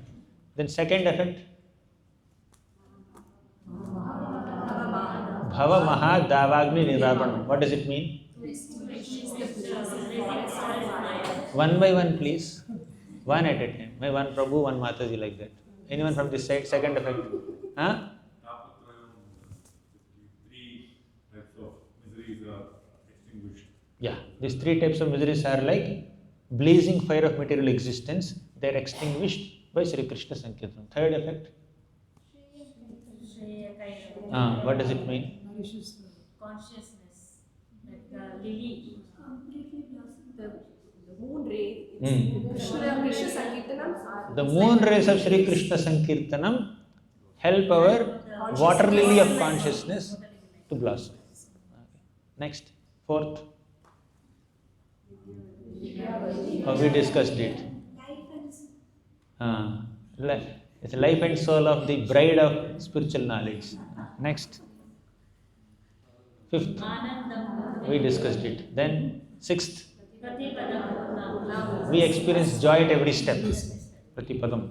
Padam padam yad vivadam ratesham. So for a conditioned soul, every step is very austere. Every step is a source of danger. But for a pure devotee, for someone who is doing Sri Krishna Sankirtanam, Pratipadam is Purnamrita Aswadam. Then Sarvatma Snapanam, completely based source. Now second shloka. The first shloka describes 7 effects of Sri Krishna Sankirtanam. And that Sankirtanam can be Namakirtan, Gunakirtan, Rupakirtan, Lila Kirtan. But Mahaprabhu focuses specifically on Namakirtan in the second shloka. Nam Namakari Bahudha Nija Sarvashakti Tatrarpitani Mitah Smarani Nakala Etadrishi Tava Kripa Bhagavan Mamapi Durdaiva Midrishamiha Janna Anuraga. So we have only 20 minutes, but still I will try to give a summary of it. First, Nam Namakari Bahudha. What does it mean? Actually, this shloka describes 5 things. 5 things. In that 5 things, 3 things, the middle 3 things are describing 3 qualities of Krishna's name. 3 qualities of Krishna's name. And the first is different types of Krishna's names. And the last is our misfortune in taking shelter of these 3 Krishna's names. So first aspect of this shloka is different types of Krishna's names. Next, 3 qualities of Krishna's names are mentioned. These 3 qualities. Then last is our misfortune in taking shelter of Krishna's names despite these 3 qualities. Let's go one by one. First phrase. Nam Nam Akari Bahudha. Bahudha means multiple. The names of the Lord are so many. The Lord has so many names, and they can be categorized into 2 divisions. One is Mukhyanam, second is Gaunanam. Mukhyanam means primary names of the Lord. Gaunanam means secondary names of the Lord. What are primary names? The primary names of the Lord are those names that describe Krishna's personal attributes, Krishna's personal qualities, and in short, they completely represent Krishna's personality. Such names are primary names. I'll give examples also, but get the definition first. Primary names completely represent Krishna's personality, Krishna's Swarupa. Clear? Second, Gaunanam, secondary names. Secondary names completely don't describe Krishna's personality. They partially represent Krishna's Swarupa, Krishna's personality. Example. For example, say here is one devotee who is a temple president, for example, right? And this temple president does Arati Seva on Sunday to Jagannath Ji, right? Thus, he is a pujari. Now, if you call the temple president as a pujari, is it wrong? Not wrong. He is doing pujari seva definitely. It's not incorrect to call him, but is it complete? He is doing much more than what a pujari does, right? Puja is the ultimate thing, great thing, no doubt. But his responsibilities, the scope and the spectrum of his responsibilities is much wider than just doing an arti. So, pujari is not an incorrect description of that devotee, but it's incomplete description because his responsibilities are much wider. When you say president, then you will get a complete picture of this personality, this role, practically speaking, right? So, now, coming to Krishna, some of the examples of Krishna's Gauna or secondary names are Brahman. Krishna is definitely Parabrahman, no doubt. But the effulgence aspect of Krishna doesn't completely represent his personality. Brahma can also mean spirit. He is spiritual. Of course, he is spiritual. We are also spiritual. We are also Brahman. He is also Brahman, right? But he is Parabrahman. We are like normal, smaller Brahmans. But that Brahma word doesn't completely represent his full personality. Say you call him Paramatma. That also completely does not represent his personality. Paramatma is just the Lord who gives knowledge, remembrance and forgetfulness within our hearts. It doesn't fully represent Krishna. That is secondary name. Say Srishtikarta. Of course, he is Srishtikarta. He carries out creation. But is it the only thing that he is doing? Srishti? He is doing many things. Say you call him Niyanta, the controller. That also partially represents his glories. So these are called secondary names of Krishna, Gaunanam. Let's come to Mukhyanam, primary names. Before going into the examples of primary names, we need to understand the primary category or Mukhyanam has 2 subcategories. One is Madhuryanam, second is Aishwaryanam. What is Madhuryanam? Madhuryanam means those names of Krishna that represent his sweetness, that highlight his sweet side, sweetness side. And Aishwaryana means those names that highlight his greatness, his opulence, his majesty, his grandeur. Both are completely representing his Swarupa, but these are more majestic names and these are more sweet names. For example, Radha Raman. That completely describes Krishna, but it's a sweet name. That's an example of Madhuryana. Say Vasudeva. That also completely represents him. It's a Mukhyanam, but it's highlighting the majestic aspect of Krishna, not the sweetness. Therefore, it's an Aishwaryanam. Vasudeva, Narasimha, Narayana, Vishnu, all pervading. So, they are describing Krishna's personality, but they are more majestic names. Therefore, they are called Aishwaryanam. Say Radha Raman, Radha Gopinath, Yashoda Nandan, or Nandanandan, or Govinda, Krishna himself, Krishna. These are completely representing his personality and they are very sweet also. They are called Madhuryana. So we discussed two types of Krishna's names. What are they? Mukhyanam and Gaunanam. And what are the two subcategories of Mukhyanam? And Aishwarya. Right? Now, we attained Krishna Prema by chanting which name of Krishna? Mukhya or Gauna? Mukhyana. Not any. Not any name. If you see Srimad Bhagavatam, when Devatas offer their prayers, they use Mukhyanam very less and they use Gaunanam more. They glorify the Lord as creator, maintainer, destroyer, this and that. But they highlight Krishna's sweet aspect very rarely, right? But if you say Vrajavas is addressing Krishna, they highlight Krishna's sweetness aspect more than his majestic aspect and his Gaunanam, his Srishtikarta. How many times have you seen Vrajavasis or Yashoda Mata or Nanda Maharaj or Gopas or Gopis describing Krishna as Srishtikarta, oh Brahman, oh Niyanta?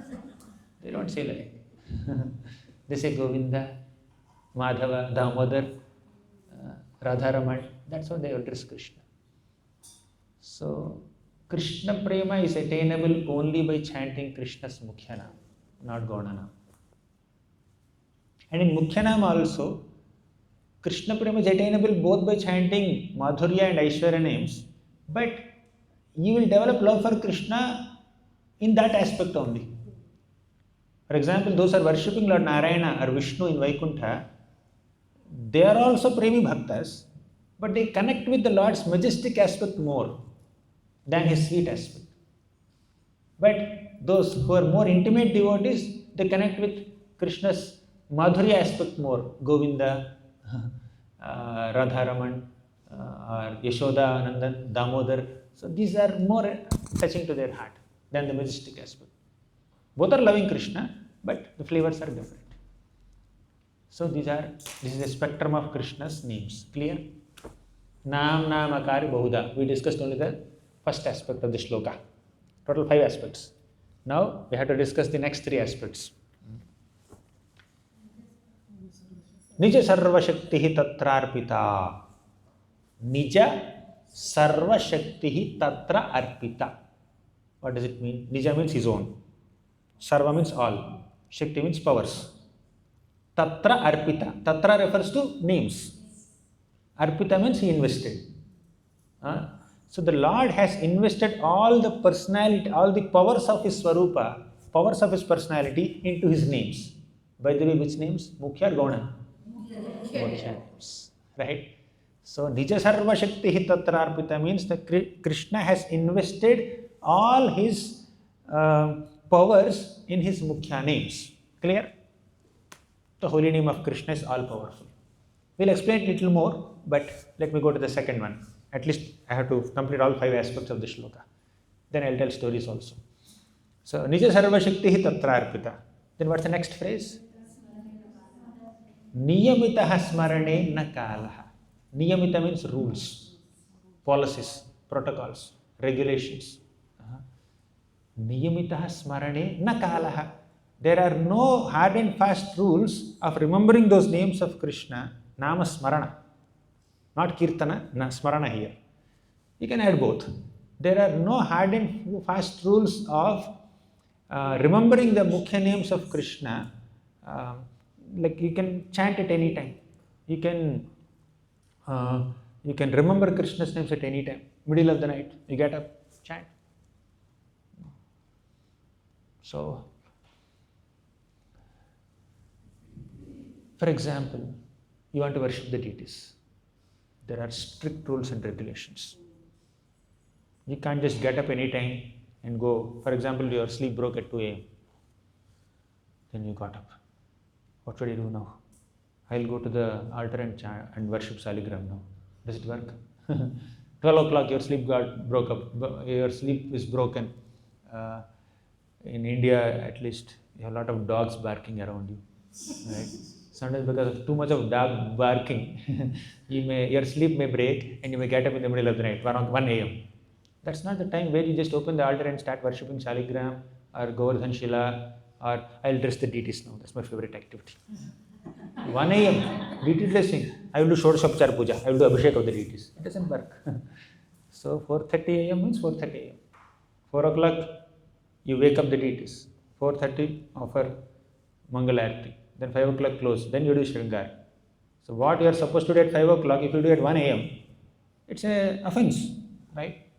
But when the sleep breaks, you can always pick up a bead bag and chant Hare Krishna, Krishna Krishna, Hare Hare, Hare Ram, Hare Ram, Ram Ram, Hare Hare. Before taking bath, you can chant. After taking bath, you can chant. And you can chant in the middle of the night. You can chant in the daytime. So morning you are very busy preparing for the office. Okay, fine. Chant in the evening. Or you can chant while traveling also. You can chant while sleeping also. Not the recommended ways of chanting. You have 4 rounds left. I'll sleep and chant. Nam Nam Akari Bahuda Nija Sarva Shakti Tattararpita Niyamitaha Smaradena Kalaha. As much as possible, you chant early in the morning and by taking bath. But say you are sick, you are tired, you just got up, sleep broke in the middle of the night, just get up and chant few rounds, not an issue, right? So, as much as possible, chant in the morning, don't chant in the night. But circumstantially, if you happen to be in such situation where you can't chant in the morning, chant in the evening. Somebody is hospitalized. They may not take bath for 3-4 days, high fever. Fine, no problem. Just sleep, lie down there and then chant Hare Krishna, Hare Krishna, Krishna Krishna, Hare Hare. You have a 17 hours flight from Mumbai to Los Angeles or somewhere else. And you can't take bath. You don't know what time zone is there around you. Sometimes you chant Hare Krishna, Hare Krishna, Krishna Krishna, Hare Hare. So you chant anytime. There are no rules. For example, there are some rules where if somebody dies in some family, these people may not be able to go to a temple or a holy place for the next 11 days or 13 days or 1 year. Some protocols are there, right? Yeah, many times devotees may follow that, but there is absolutely no rule for chanting Krishna's names. Whether in the 11 days period or 30 days period or 1 year period or what is that, Sade Sat, 7.5 years period, whatever it is, you can always chant Krishna's names. There is absolutely no rule at any time. Right? There may be hundreds of other restrictions to do other aspects of bhakti, probably, but as far as chanting Krishna's names is concerned, absolutely no rule. You can chant loudly, you can chant softly, you can sing, you can just speak, you can chant in the morning, in the evening, kids can chant, adults can chant, you can chant before initiation, you can chant after initiation, you can chant at any time, you can chant while cooking, but don't burn the milk. But you can chant while cooking, you can chant while eating, you can chant after eating, you can chant before eating, anything. You can chant at any time. That is the second quality. So first quality is holy name is all powerful. Second quality is holy name is all accessible. Right? Krishna's name is all powerful. Nija Sarva Shakti Tattararpita means Krishna has invested all his powers in his names, Mukhya names. Therefore, Krishna's name is all powerful. Second, Tattararpita Niyamita Smaranena Kalaha. There are no hard and fast rules in chanting. Therefore, holy name is all accessible. Deities are not always accessible. Dham is not always accessible. For some reason, you may not be able to visit a dham this Kartik. You may not be able to live in a dham. You may have to live in Singapore, or you may have to live in America, wherever. But name, you can chant wherever you are. Then third is, holy name is all merciful. Etadrishi tava kripa bhagavan. Oh Bhagavan, you have invested all your mercy within these names. The name of Krishna is as merciful as Krishna himself. Krishna is merciful. Holy name of Krishna is also merciful. Nama Chintamani Krishna. Krishna is compared to Chintamani. He fulfills all our desires. But Nama Chintamani means Krishna's name is also Chintamani. Fulfills all our desires. Of course, spiritual desires. So, Shatruchhedaika mantram Sakalam Upanishadvakya Sampujya mantram Samsarochheda mantram Samuchita tamasaha sangha niryana mantram Sarvaishwaryaika mantram Vyasana bhujaga sandashta santrana mantram Jihve Sri Krishna mantram Japa japa satatam janma safalya mantram. This Krishna mantram can destroy all our enemies of lust, envy, pride, greed. That is Chito Darpanam Arjanam. Krishna's name is so merciful that it can bestow Sarva Aishwarya, the greatest Aishwarya. What is greatest Aishwarya or greatest wealth? Krishna Prema. The love that we have for Krishna is our greatest wealth. Krishna's name can bestow that wealth. So, Krishna's name is all merciful, all powerful, and all accessible. So, we discussed 4 aspects of this shloka. First, different types of Krishna's names. Nam Namakari Bahudha.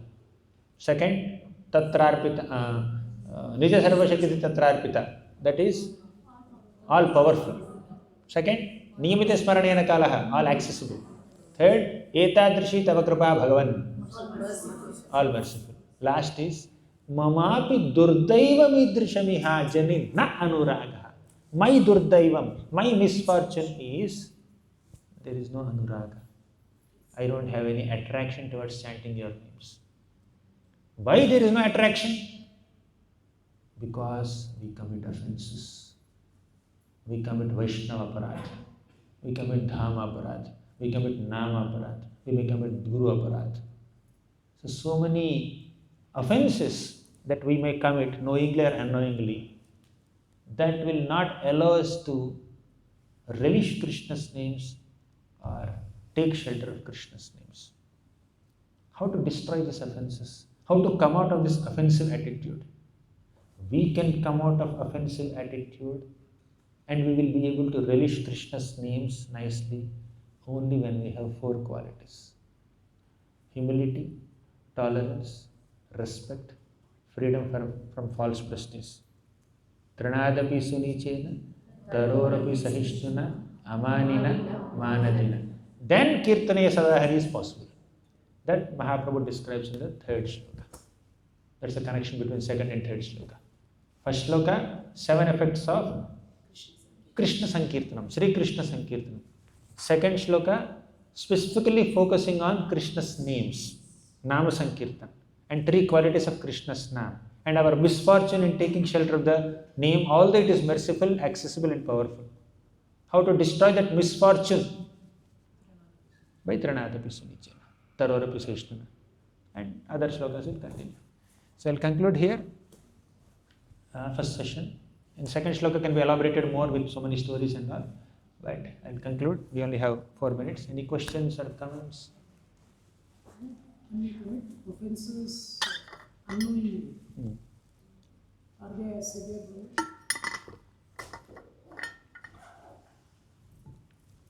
First, a sadhaka is recommended to not commit offenses knowingly.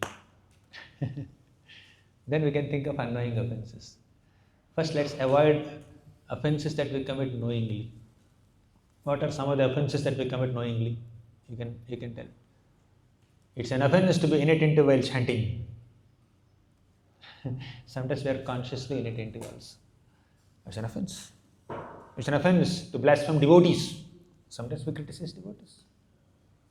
Let's try to avoid offenses that we commit knowingly. We are aware that it's an offense. Still, we may be tempted to do that offense. I'm saying this, but I'm also a victim of this. So I need your blessings and prayers so that I overcome this offense, knowingly committing offense, whether it is inattentive to chanting or commenting on devotees, etc. But we need to avoid offenses that we commit knowingly. And as far as unknowing offenses are considered, my humble answer is, if we are sincere, Krishna will reveal it to us. Although unknowingly we have committed an offense, we didn't realize it. If we are sincere, Krishna will reveal it to us so that we can take some necessary action. Unknowingly you have caused some inconvenience to a devotee. You are not even aware of it. You are going on with your activities. If you are sincere, then Krishna will reveal, oh, because of your words or actions, some devotee felt little inconvenienced. You see, then you start noticing the devotee. There's some change in his behavior, or there's some kind of dissatisfaction in his expression or whatever. You go and ask, Prabhu, did I do anything to displease you? I'm sorry, please reveal it. Then he says, that day you have done that. Oh, I'm sorry, Prabhu, I didn't realize this. I'm really sorry. You beg forgiveness. Then you will be relieved from that offense. Many times devotees need a clarification or acknowledgement at least. Sometimes we hurt them. We don't even realize that we have hurt them. We don't even acknowledge that we have hurt them. And they are continuing with that bitter feeling and they are thinking that they are advancing. But that is pulling us back. Like Surasa pulled Hanumanji back, holding his shadow. It's a negative example. But that offense, the displeasure of a sincere Vaishnava acts as a great obstacle in our Krishna Smarana. But if we are sincere, prayerful, and genuinely desire not to commit any offenses, Krishna will reveal it to us. So and so Vaishnava is displeased with you, with what you said or what you did unknowingly. Go and pacify him. Go and say sorry. All offenses to Vaishnavas can be forgiven only by that Vaishnava, not even by Krishna. Durvas Muni went and fell at the feet of Ambrish Maharaj. Durvas Muni first fell at the feet of Vishnu in Vaikuntha. Then Vishnu said, I cannot forgive you. I don't have the ability to forgive you. Yes, I am Alparvadi. I am the Supreme Personality of Godhead. I am the creator, maintainer, destroyer, I am Ishvara, this and that. But I don't have one ability. What is that ability? I don't have the ability to forgive someone who offended a Vaishnava. Only that Vaishnava has that ability to forgive. Go and fall at his feet. Then Durvas Muni went and fell at the feet of Ambrish Maharaj. Okay. Thank you. Yes, Prabhu. Krishna, the name Krishna, does it represent the Ashwarya or the Madhurya? The name Krishna. Definitely Madhurya. All attractive. First verse of Srimad Bhagavatam talks about Swarat and Avidya. And he said this represents the Tatastha Lakshanas, the secondary and the absolute truth. Satyam Param Bhimani represents the absolute truth. That is the primary. That one shloka has multiple meanings. For general devotees, sadhaka bhaktas, a basic meaning is given. That may seem more on the Aishwarya flavor. That's what is more relevant for a struggling sadhaka. But Vishnu Chakravarti Thakur gives 5 meanings to that same shloka. One meaning is directly Radha Krishna. Another meaning is Krishna in Vrindavan. So the deeper meanings are there, relishable by advanced devotees. Is it similar concept like when you say Gauranga Lakshana, Gauranga name and the Mukhya name? So is it like one of the understanding of this verse is that Krishna being absolute truth is the primary quality, but Krishna being Swarar and Avidya being the secondary quality. Is it a good understanding? They are a part of his personality. Is Abhignya, Satchidananda, whole basic attributes of absolute truth. So they may not represent sweetness completely, They represent greatness, but that greatness also is a part of his personality. Then we can call them Aishwaryanam, may not be Gaunanam. Because Mukhyanam means primary names of the Lord can be majestic also, can be sweet also. But Gauna means very small aspect of the Lord's personality. They are not representing the Lord's personality completely. Small aspect of it. So let's not overlap this Gauna and Aishwarya names. Aishwarya can also be complete names. Thank you. The other names like Keshava, Madhusudana, like which represents only one pastime of the Lord. Some names can be both Madhurya and Aishwarya. When you say Keshava, it has one aspect, Aishwarya aspect of it. It can have Madhurya aspect also. I don't recollect the meaning, but I have heard multiple meanings of, for example, Govinda. Let's take Govinda. Govinda is very sweet. He gives pleasure to all senses. All cows, that is sweet. But he controls all senses. That's more majestic side. So some names also have the majestic side and sweet side.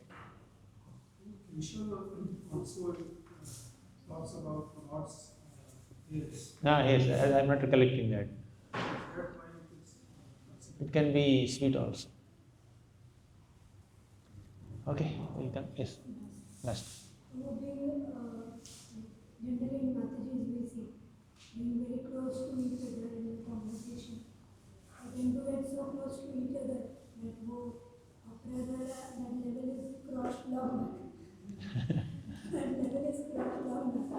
So treating with another friend level, treating with any relationship level. See, being friendly with other devotees is not offensive, being offensive. Being intimate with them is not offensive. When intimacy becomes disrespect, that's an offense. Being intimate is fine.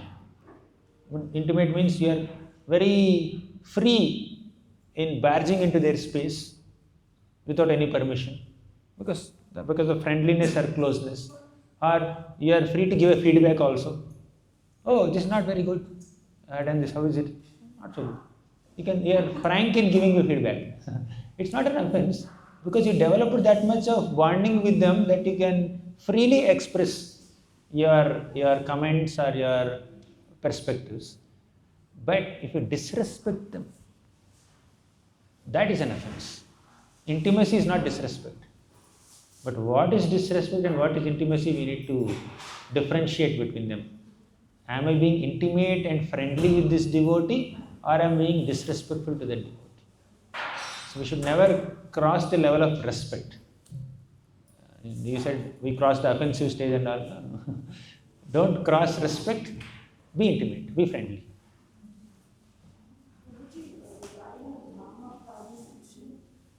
So when we visit any town, so there are different guys that we see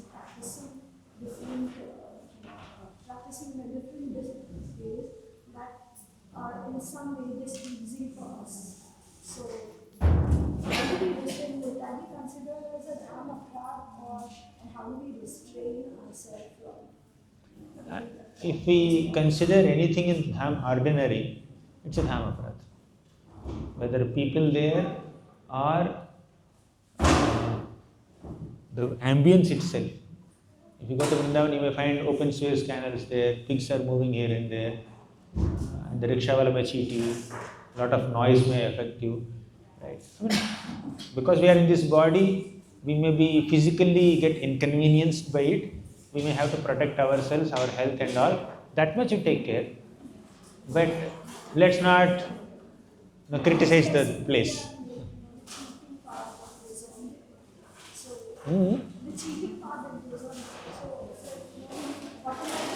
Maintain respectful distance. Allow yourself not to get cheated, but don't disrespect the person who is apparently cheating. That may be our purification also. Right? Maybe sometimes a pujari may, a rickshawala may charge more for you. A pujari may even say that if you don't pay 500 rupees dakshina, you will have this. He may even apparently curse, you may get little scared and offer it. Like, you protect yourself, maintain a respectful distance. If you are getting bothered, if you are unable to understand some things, but don't criticize them and don't hold any bitter feelings towards them. That becomes offense. My question is something childish, but I still want to ask. Why the whole purpose of Bhagavad Gita, humanity, is to attain moksha, enlightenment? Why do we have to strive for it? Why it doesn't come naturally, like the evolution of human beings? It is very natural for us. But because we are overwhelmed by so many unnatural forces, it becomes very tough for us. We have to strive for it. What are some unnatural forces? A lot of material desires. Like when we have time, what is more natural for us? Opening, say, YouTube and hearing some pravachan, or seeing some kind of, like maybe movie songs or something like that. What comes natural for a typical conditioned soul? But if it is natural, it has to come naturally. Sometimes. Now, let me tell you. It is natural, as you said, 100%. Your statement is a scripturally approved statement. As natural as an iron particle getting attracted to magnet. Krishna is like magnet, we are like small iron particles. Naturally there is an attraction. But between this iron particle and this magnet, there is a thick wall. Will they get attracted? And that wall is our own anarthas, our own material desires, our own obsessions, our own distractions. I understand the wall. I understand. My question is still that. If it is natural, wall should not be an obstacle. Yes. And also in a hypothetical world, if everybody gets enlightened, say in a million years, then what happens? Like the planet will vanish? By the way, it doesn't happen. Huh? By the way, it doesn't happen. It doesn't happen. I'll tell you, I'll address your basic concern. Why the wall itself is there in the first place, if it is so natural. And why the goal is Krishna? I mean, What other goal you want? huh? What other goal you want? I don't know. That's why we told Krishna. Because you don't know the goal. Even he is the goal. Why? What is other option, you tell me? I don't know. You don't, that's why we are saying Krishna. You don't know what other goal. If I say some other goal, it's not Krishna, it is just that pot. You will say, why that pot? I say that table. Then you will say, you will ask why that table. That is the goal. Because Krishna is our goal, it is mentioned in the scriptures, and if we have some slight faith in the scripture, which is ultimately a word of God, and we begin the path, we will naturally understand it. Means, let me tell you, when you go to a hotel, you order idli or some paratha, he will bring it to you. We have some faith that there is no poison in it. We have some faith. You have not proved. You have not tested the idli. You have not tested the paratha. But you have basic faith that you are eating it. Similarly, you sat in this flight in Singapore Airlines, desiring to go to Mumbai. You have faith that he will take you to Mumbai only. You don't know the way. You are not checking it. You have some faith in the airlines. So we kept faith in many things in this material world around us. But when it comes to scripture, when it comes to Krishna, when it comes to spirituality, why we have 100 questions? By default, we keep our faith in everything. When you are joining your small kid, 3-year-old kid or 4-year-old kid in a school, you have some faith in the school that the school authorities will teach something. When you are purchasing a new gadget, you have some faith that it will fulfill my whatever needs. So faith is the basic ingredient for any relationship. Shraddha or faith is the beginning of any relation, whether it is relation with the teachers or some eating something or traveling somewhere or whatever it is, in every walk of our faith, in our material life, we are keeping some faith in something. So with that faith, you begin to accept the words of scripture, then you will personally experience. I still have one question. Yeah, please ask us. I didn't answer the question yet. Yeah. Before I answered the first question, I asked another question, therefore I addressed this part. I still remember it. I'll answer it. Faith comes if, as a child, my mother tells me this is God. I had faith because she told me whatever she tells me is the truth for me. But faith over a period of time gets shattered. Correct. Go through hardships. Correct. Feel there is no God. But ultimately, again the same first question. That why so much striving, understanding the book? Okay, fine. Let me answer the first question, then you can develop on this question and ask. The Lord is supremely independent. Independent. Swatantra. God, by definition, is someone who is completely independent. No rule or no restriction can bind him. He has all powers. He can do whatever he wants. He has some independence. And according to Shastra, according to Bhagavad Gita, we are his amshas. We are his amsha. Amsha means a small fragmental part. Amsh, right? Mamayivamsho jiva loke jiva bhuta sanatanaha, right? He is supremely independent. As an amsha, we have some minute independence. Swatantrata. We have some svecha. Just like ocean has unlimited salt water. You take a drop of that ocean, it has the same chemical composition as the ocean. Similarly, fire is so huge, generating so much heat and light. A small spark of fire also generates heat and light. But the quantity is different, but the quality is same. Similarly, God is supremely independent, that is his quality. As his small parts, as his amshas, we also have minute independence. He has unlimited independence, but we have some independence which is limited. So God, although he has that power, he doesn't interfere with our independence. With my independence, with my free will, with my freedom, I can make any choice. I can choose to drink hot water or cold water. I can choose to purchase a mogra flower or shevanti flower. If somebody has money, he can choose to go to a temple and offer something to the deities, or go to some shopping mall and purchase something else there. Somebody can drink juice or somebody can drink wine. Somebody can break regulative principles or somebody can follow regulative principles. The choice we have. So when we misuse that minute independence and make wrong choices, that wall is built. We are building that wall by misusing our independence. But good news is, we can break that wall by using our independence properly, by following the words of the scriptures. Then you will understand, it becomes so obvious for you that Krishna is God. Or Vishnu, whatever. There are multiple forms. Ignorance is also given by him. The ignorance is given, correct. Let me tell you. Say somebody went to a movie theater. What was the desire? To watch the movie.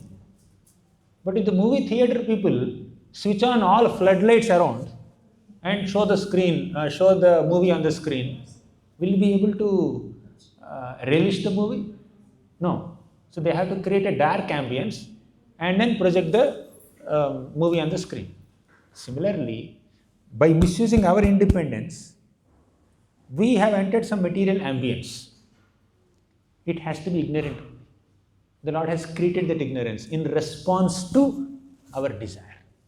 Just like the movie theater fellow created darkness in the hall so that you can watch the movie according to your desire, the Lord has created this material world with ignorance all around so that we experience our desires disconnected from Him, thinking that we are the bosses. The Lord is the controller, enjoyer, master, proprietor. But we want to be proprietor, controller, master, enjoyer. We want to imitate the Lord. Therefore the Lord said, okay, fine, enjoy. Then why suddenly, amidst all these desires, then sudden there is a desire for him, and then but you are already in It doesn't happen. It doesn't happen suddenly. It happens gradually. If I take this rose that has 100 petals, oh, it's coming out. It has 100 petals, for example. Take a needle and pierce it. How much time it takes for the needle to just come from this side to this side? 1 second, 2 seconds, that's all. But although for you it's just happening in 1 or 2 seconds, the needle is actually piercing the first petal, coming out of the first petal, going to the second, coming out of the second, going into the third. Like that, it's gradually piercing all the 100 petals one by one, one by one. But from your perspective, it's happening in a very short time. But in reality, all stages it has passed to come out of it. Similarly, anything that apparently is happening suddenly already went through some process. Why suddenly some spiritual inclinations are sprouting in us? Because in the previous lives we had some accumulated lot of spiritual impressions. Therefore, as soon as they come in contact with the devotee, immediately the spark is generated, we are subscribing to the process. Some kids, they know so much. At a young age, 4-year-old, 5-year-old, 10-year-old kids, they know so much. It's all because of their past sukriti. There's much more we can discuss, but I think we'll stop here.